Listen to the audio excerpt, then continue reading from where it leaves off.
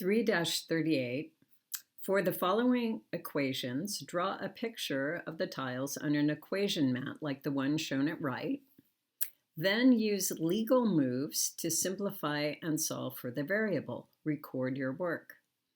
They're also giving us a tool, so I think we're going to go ahead and use the tool, and we will record our moves.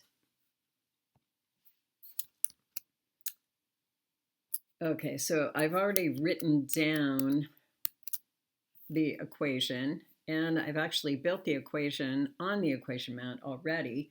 So why don't we think about what our legal moves would be and what we should do first. So the first one is usually making zeros or combining like terms, but we don't really have anything that we can do over here. We can't flip. So let's look at removing the same value tile from each side. So of course we'd like to get x onto one side, and we'd prefer it to be a positive x.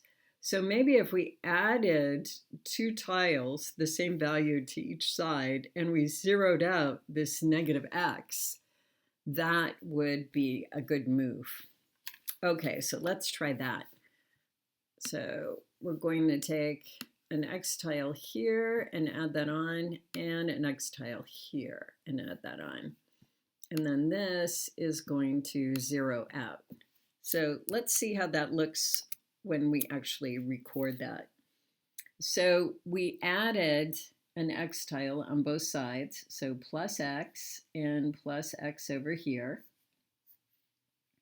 And then what we have over on this side is -2 plus 2x is equal to, and this zeroes out, and all we have left on this side is 2. Okay, so now we want to get the x by itself. So what could we do to do that? So let's take another look at our legal moves.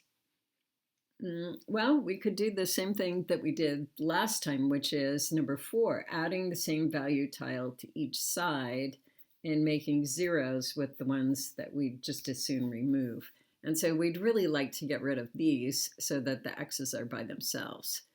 So let's add on 2 positive tiles over here and 2 positive tiles over here.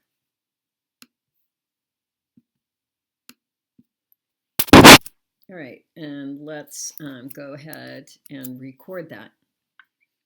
Okay, so we've added +2 here and +2 here. And over here it zeroed out, so all we have over here is 2x. And over here it ends up being 4. All right, so our next move would be to, well, let's get our zeros off of here first. So our next move is probably going to be the last one, dividing both sides by the same amount. So if we put one of these x's here, one of these x's here, and we did the same thing with these, so dividing them in half, it's pretty obvious that x is equal to 2. So we'll just pull that off. So let's record that on our paper. So we divided this side by 2, and we divided this side by 2. So this makes a giant 1, of course, and so all that's left is the x. And then this, 4 divided by 2 is 2. So there's our answer.